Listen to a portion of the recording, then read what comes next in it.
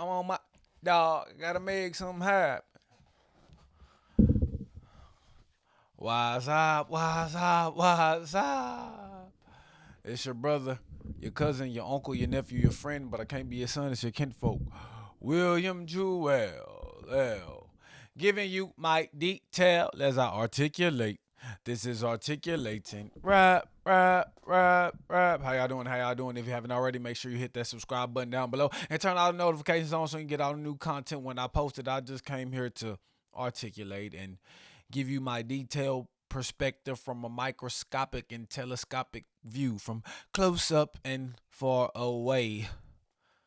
Man, a lot has been happening in hip hop, right? We getting another battle, right? I just got into the content space last year. And now this new battle is arising. Now this new battle is giving more energy to the content space where we can talk about this, where we can really dive in, articulate, detail, all that type of stuff.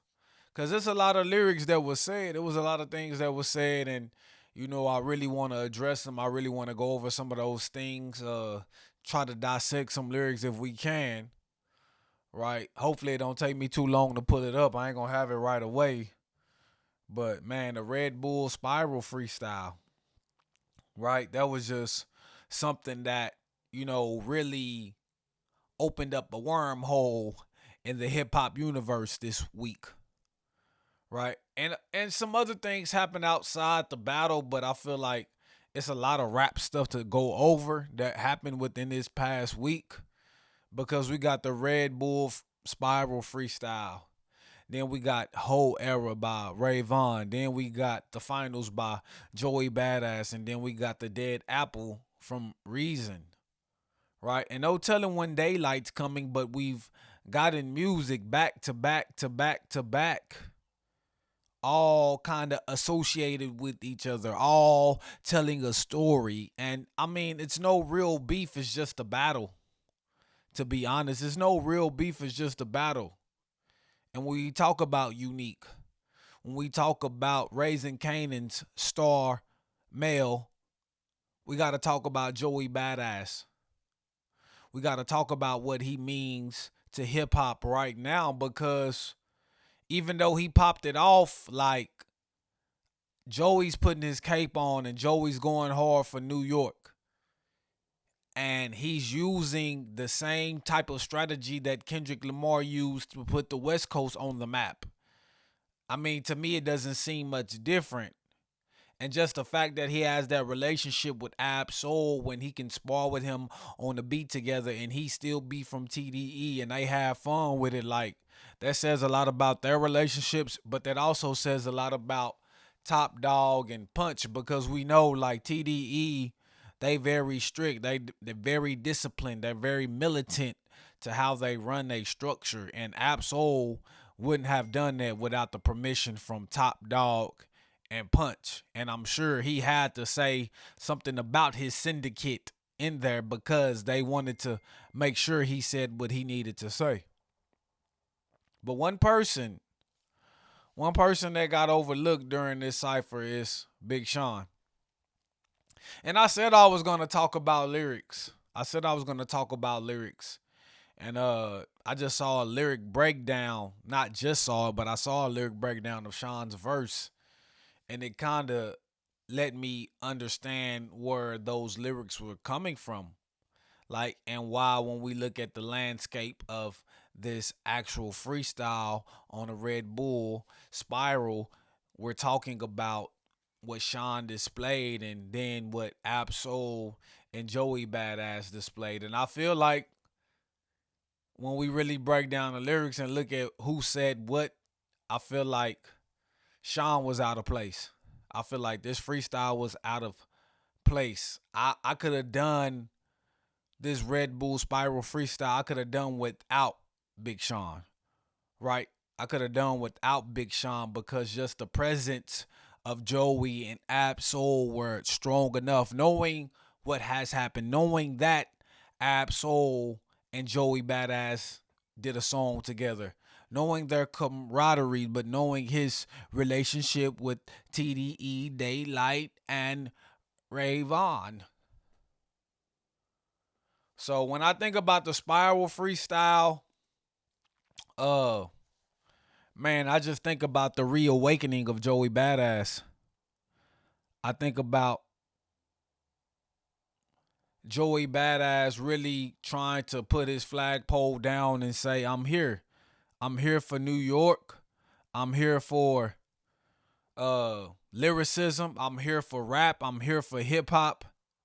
Like Joey really does that. And we talk about Ab Soul, right? Something about missing my window or something I wanted to laugh and shatter the glass he was referring to. Cause he ain't got a clue of what I turn into when I enter the booth. Neither do I, but I know the kryptonite is not an issue. Plus the cape will be navy blue. You stuck in the lowest lane. It ain't a bird or a plane. Oh my God. That Superman line. Like really that really touched on something. That really talked about something. Right? Like that's different. Like we know like Absol is connected spiritually to talent, to just that ability to know how to shape words. And we know that words, when you speak words, there's power that comes with them, to have the ability to use those words, that's power, right? And when we go to Joey, one thing that really stood out to me was the death row and Suge Knight line. Right? But I mean he said a lot. He said a lot. He said a lot. And I'm not gonna make this a long podcast because I feel like I kind of really just talked about. So that's the thing about trying to detail it from close up and far away. Like that's the issue when we do these podcasts, especially when you somebody new. You can't really just talk too long because people not gonna give you that much attention. So I'm just doing what I can, saying what I can, but still trying to make it interesting enough for y'all to follow me. Uh, but we go to whole era. We go to whole era. Ray Vaughn, right? We go to whole era because when he came back with this, and he gave us that Kendrick feel. I ain't gonna lie, he gave us that not like us feel. He gave us that bop. He gave us that West Coast vibe, right? The instrumentation. Hey, hoey, is you stupid or you dumb? Like I'm saying, like a lot of people said they could have did without that Trick Daddy. Okay. What's up? Shut up. Like I can see why. I can see why. Because if we gonna do West Coast beats, keep it West Coast. Use a phrase from West Coast history. But I'm not mad he tried to not like us Joey and take the Kendrick Lamar lane. And the thing was, I feel like Ray Vaughn made that song not thinking that Joey Badass would even respond to that song in the way that he did on the finals. So I feel like this is good strategy by Joey. This is good strategy by Joey, right? Because I feel like he said what he said. He dropped those EPs. And I mean, Ray Vaughn was right about the EP. That EP was kind of trash. I ain't gonna lie. That EP was kind of trash that Joey put out with those songs. The Ruler's Back, Sorry Not Sorry, and Pardon Me. Like, I don't think that was like good music for Joey to put out as a collection. But I guess those songs just by themselves were what started the battle and what kind of kept it going continuously. So I guess, but when Kendrick Lamar did what he did, there was no EP. When Drake did what he did, there was no EP. So the fact that Joey did that, right? I feel like those songs weren't good enough to put together as a body of work, right? But what he's done recently as a body of work, like we can speak on that. But let me go ahead and look.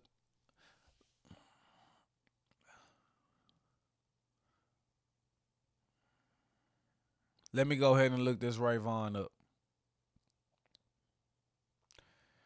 Okay, so Ray Vaughn did. That's one thing people been talking about. Ray Vaughn did mention his baby mama. You saying I'm a nobody, but I wrote for your baby mama. Like that's one thing people are saying that Ray Vaughn said. And should Joey take it personal? I feel like he said something. He acknowledged that he mentioned his fiance's name. Like Ray Vaughn called her his baby mama. Joey called her his fiance. So just the fact that Joey corrected him but didn't take it any further, I feel like it's good where it's at. I don't think there's gonna be Joey coming back and being disrespectful. I feel like we can keep it rap. We can keep it a friendly fade. We can keep it, you know what I'm saying? Like just fighting within the school, just a hard sparring match. You know, I'm kickboxing and stuff like that. So when we do Muay Thai and when we fight with people that we want to compete against, but they're like our classmates, you know what I'm saying? They're our teammates. We make sure that we protect them. You know what I'm saying?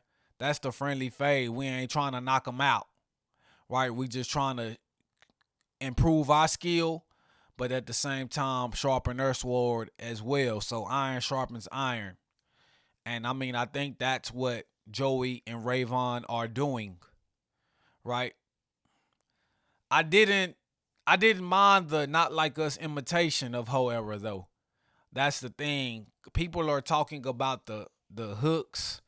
Some parts of the hooks they didn't really like. They didn't like that he even tried to make a song. He should have just tried to diss straight up. And I feel like he could have used this beat and not do a hook as well. You know what I'm saying? And whatever he said would have still rang off. So I don't feel like it matters if he did a song or if he didn't. I feel like yes, he did try to catch one. He did try to catch one in the middle of a battle. He tried to catch a hit.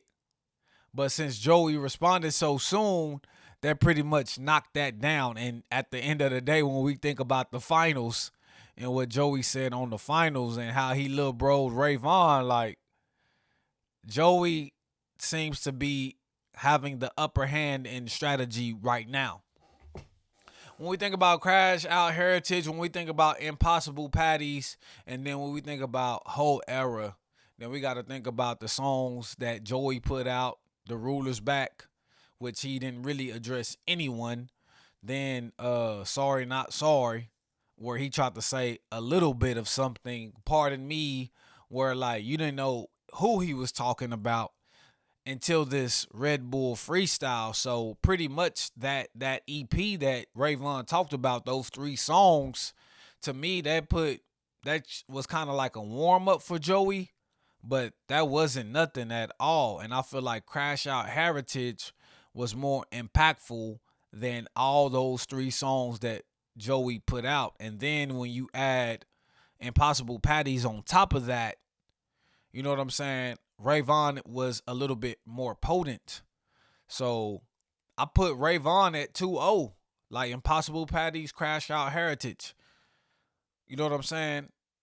And then when we go to the Red Bull freestyle, I'll give Joey a point. Then when we go to the finals, I'll give Joey a point. So I'll give it 2-2. I'll give it 2-2. I feel like it's even. But when we think about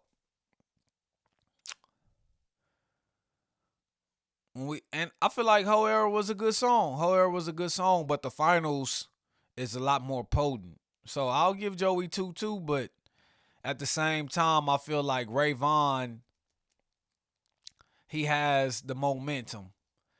And to be honest, I feel like the next song between Joey, Ray Vaughn, and Daylight, or Joey and Ray Vaughn, the next exchange will probably be the last exchange that Joey's gonna give Ray Vaughn.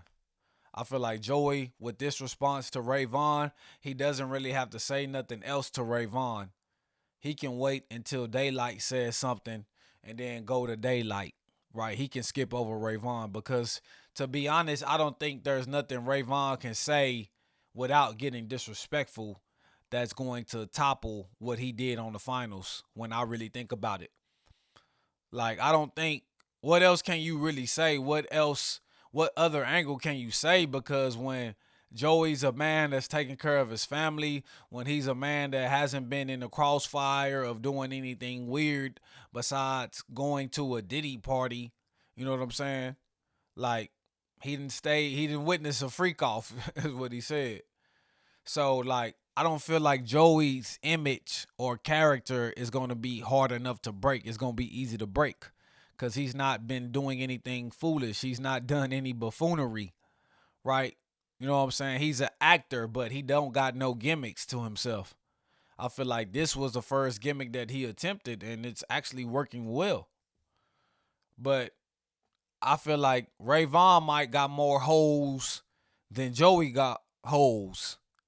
And I don't think like Ray Vaughn can say anything else to disparage Joey Badass. And I believe Joey Badass probably has one more in him to where he could just pretty much shut down Ray Vaughn. But I just don't think it's beneficial for Ray Vaughn to respond like if it's gonna not be respectful. So that's where I'm at with the battle between them and Daylight. Why are you posting pictures of cousin Steve's? Why are you posting pictures of the dead homie saying a man's going to join them? Bro, this a friendly fade. Keep it that way.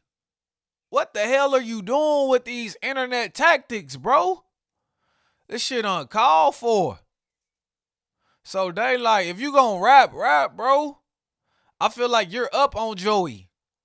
I feel like Daylight's up on Joey. But if Daylight responds again and Joey can respond with a better, defense or attack, then I feel like that's it. Joey don't have to do nothing else. If Joey can respond to Daylight's next response and have a more potent retaliation, then I feel like Joey's going to be up. So there's the ways that Joey can win it. I feel like he shouldn't respond to Ray Vaughn until Daylight responds to him as well. So I feel like he should wait on Daylight's response, then respond to Daylight and leave it at that. Maybe throw a couple slick Ray bars in there, but basically leave it at that. And I think this is enough for Ray Vaughn. I think this is enough for Ray Vaughn to get the clout, to get the notoriety, to get the eyes on him like he needs to get on him. And I feel like even if he doesn't respond, he's still in a win-win situation. Because, like, at this point, Joey Big Bro'd you. You can't really talk about character and integrity. You can't really break that man down like Kendrick broke Drake down.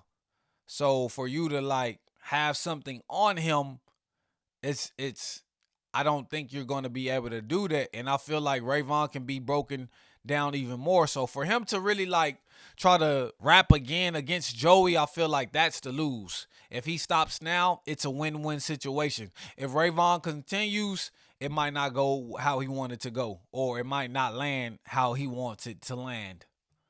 Right? So I feel like Joey kind of got the upper hand in strategy right now. I feel like Joey got the upper hand in strategy. But reason, that bar. You gonna be the next dude getting dropped off of top rosters, and I'ma be the reason. He told Ray Vaughn he's gonna be the next to get dropped off of top TDE's roster, and he's gonna be the reason. Get it? Reason dropping off of the TDE, and I spoke about Reason. I spoke about Reason plenty of times. Like Reason, sometimes he surprises me, and sometimes I have my questions and concerns when it comes to Reason.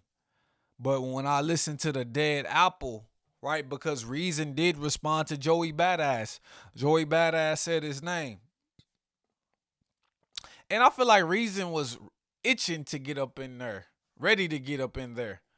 I think it sounded like he had that ready just in case. Like it sounded like he had that ready just in case. That didn't sound like he just created it. It felt like he was knowing that something was gonna come his way because of the recent situations. But and then when we talk about the Joey Badass against the West Coast, I'm sure Reason had something ready for that.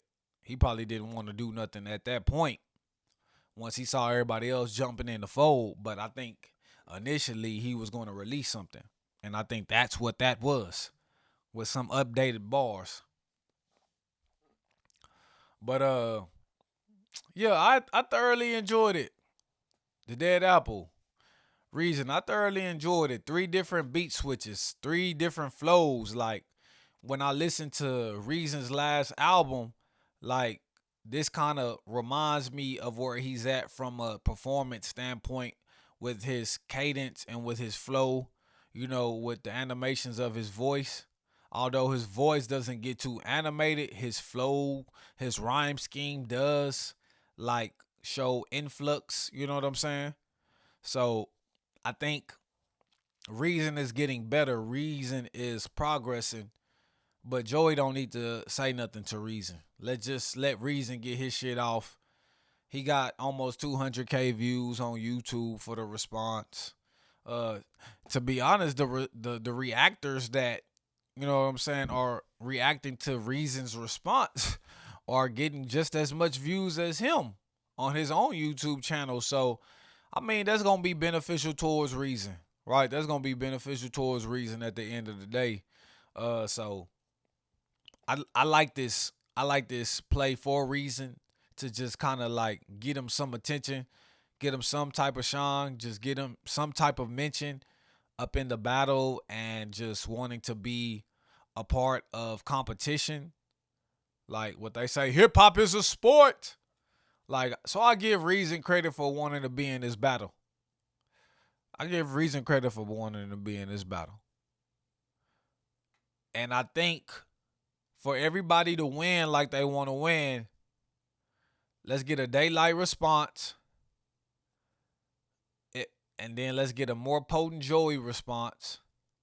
Right? Because at the end of the day, I don't think nobody's checking for daylight musically. I feel like Daylight will benefit from this, but he's always been battle rapping. So if he wins or loses, he's gonna be seen as a battle rapper. So they will lose. They're not gonna always win every battle that they have. Right? But the fact that he's a battle rapper, he's supposed to win against Joey. And so but at the end of the day, I don't feel like Daylight loses either. So I feel like Vaughn is gonna be winning, Reason's gonna be winning, Joey's gonna be winning. He's shown he can rap. He's shown he don't care if his opponent is a lot more smaller than him as far as their star. He's shown that he's willing to participate in the competition. Daylight shown he's willing to participate in the competition. Reason has shown he's willing to participate in the competition. So that's just how I look at it from that standpoint. You know what I'm saying? That's just how I see it. But I feel like the energy is starting to shift in hip hop because you know what I'm saying. Recently, we was talking about Kendrick Lamar. We was talking about Drake. Like everything that they was doing was being magnified from the tour, from the Drake selfies, the Tory Lanes, free Tory Lanes. Damn, I forgot to cover that. I forgot to talk about Tory Lanes. I forgot to talk about Peterson. Daystar. I forgot to talk about what happened when he was in prison and somebody that was serving a life sentence stabbed him 14 times. I forgot to talk about the protection of Tory Lanez. I forgot to talk about how he didn't protect black women and people feel like he should stay in prison regardless if he's getting violent. But I said how courageous he was to deliver Peterson, how he delivered Peterson beyond those prison walls. I said how courageous he was. He wanted to be in the general population, not the PC. I mentioned that, right? I said that. And now it's starting to showcase that might have not been a good decision after all, right? It might not have been, you know what I'm saying? This might not have been something he should have done, right? Because although he felt like the inmates and the prisoners was feeling him, they got respect for him, they got appreciation for him. At the end of the day, he didn't realize he was still a target. He was still a target. And this I think this came back to bite him in the end. The decision for him to be in general pop and not PC, trying to keep it gangster, trying to keep it real when keeping it real goes wrong. I believe this hurt him in the long run. And I mean, everybody trying to put the blame on Megan, but what you expect Megan to do? Megan can't do much. She's just a woman. Somebody got shot at. Somebody shot a weapon. Now they're saying, oh, a bodyguard is saying Kelsey did it. I see somewhere where Tory is saying he was trying to protect Kelsey. I see so many things about this case. I said I didn't really care about this case. I felt like, yes, I like Tory Lanez when he made the music. Yes, I like Megan when she made the music. I love Megan the way she presents herself. Like, who can't love that natural look? Like, I hated this for both of them. I hated this situation. I hated he had to learn and she had to learn. I hate it. But it had to happen. And this is the result of learning tough lessons. A man's being stabbed. Somebody's career is in jeopardy. And I know the hotties might say, how's her career in jeopardy? But she's shown frustration about the numbers that she was putting up. When she dropped the last album, it barely did 60K the first week sales. And she was doing a lot more than that. So, now I'm blind, now I'm ignorant, now I'm deaf. No, I see exactly what's going on. And even when we talk about Tory Lanez and the things that are going on, like, why do y'all want to blame Megan for that? Like, damn, and then, like, why are men being hated, being blocked from Facebook because they have the opinion and the thought process of a man? It's like, sometimes everybody has their opinions. You would expect for a civilized country, a well-educated, well-cultured person to understand the nuance of certain situations and be able to articulate how they feel about these situations without offending both sides. But when we telling the truth, it can't be perfect. It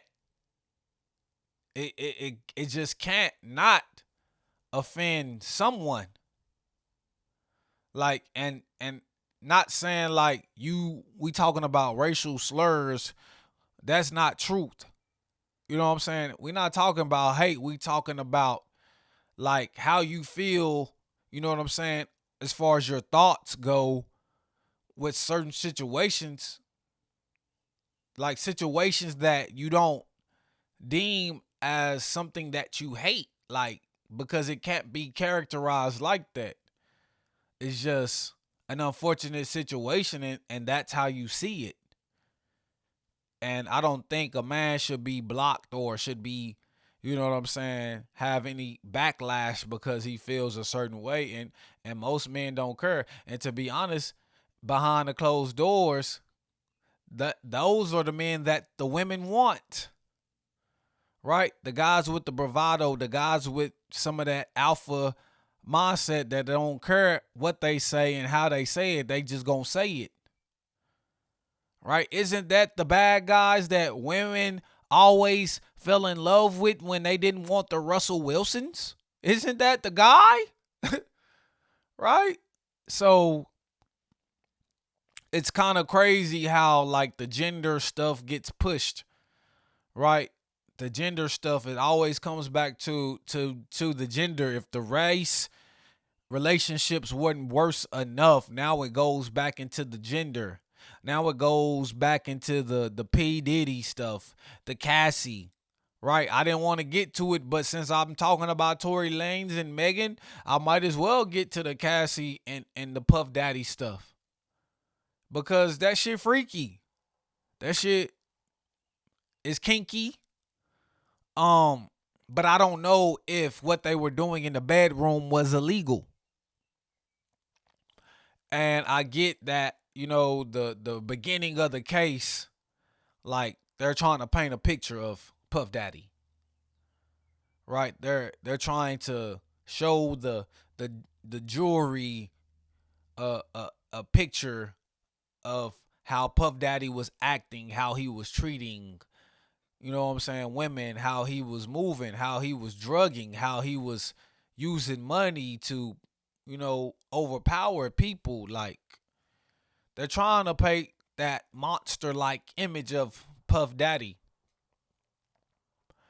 And, you know, Cassie, she talks about enjoying these freak offs, but everyone is pointing at the fact that she was young.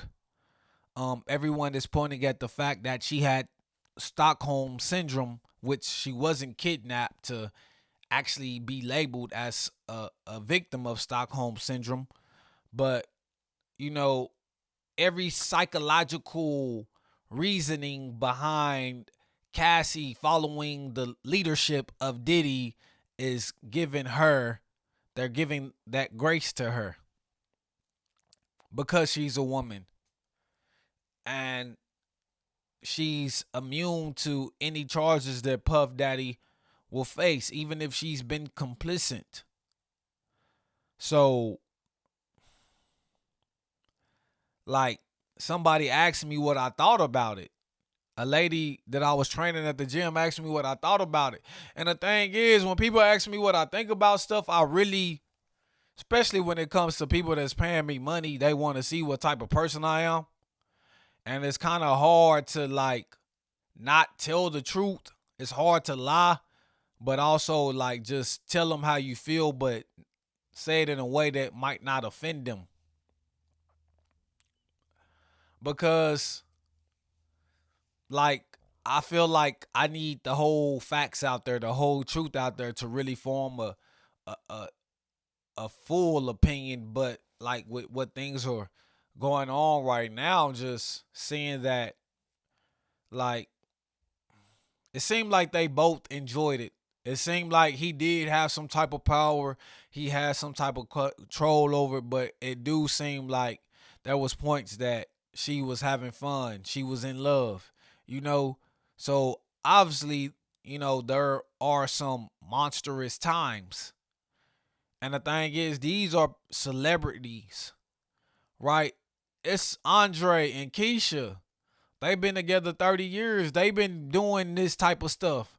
Probably not as freaky, but putting their hands on each other, drugging, you know what I'm saying? Maybe sexing with other people in the mix, cheating on each other, and they still together 20 years later, right? There are some people out there. Don't act like there's no people out there. These people are just not celebrities. Like when we saw Cassie get her ass beat by Puff like in that hotel, that's kind of that's what makes everything look worse and really show like the dominance and the inability to restrain himself when his anger got the best of him. And that was ugly. And then when he tried to apologize for his actions, people were saying that that still sounded narcissistic. But I remember when these Puff Daddy news first came out, and I damn near wanted to shed a tear because I was like, damn, why all of our legends? Like whatever he did in the bathroom or the bedroom, I don't care. Like, not saying I don't care about the crime, just saying regardless if he was a freak or not, from that point of view, but in the public view, I always saw him as a respectful image. I always saw him as a respectful image. But just seeing him now, a little bit older looking, a lot more gray in his hair and in his beard, energy taken, gone from him. That's sad to me. And to see a woman like Cassie that has to relive these moments on the stand in front of her husband, like especially when her children will be able to see and hear exactly what she did with Sean Puff Daddy Combs, that's disheartening as well. But it's just a tragedy. To me, it's sad all the way around. It's sad that Sean P. Diddy Combs is going to go down when he was so prominent, when he was so revolutionary, when he was so energetic, when he was so uh giving to the culture and to the community with his art and with his talent, with his gift,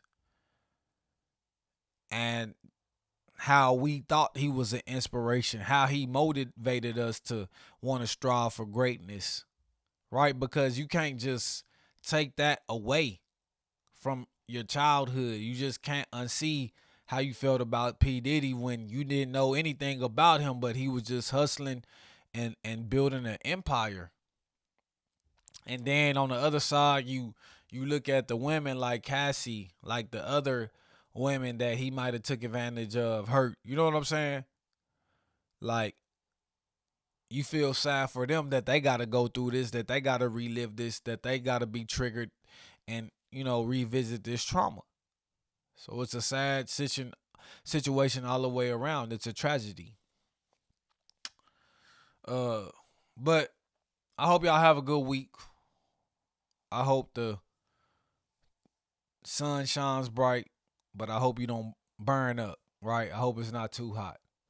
But it's your brother, your cousin, your uncle, your nephew, your friend, but I can't be your son as you can folk. William Jewell, giving you my detail as I articulate. This is articulating. Rap, rap, rap.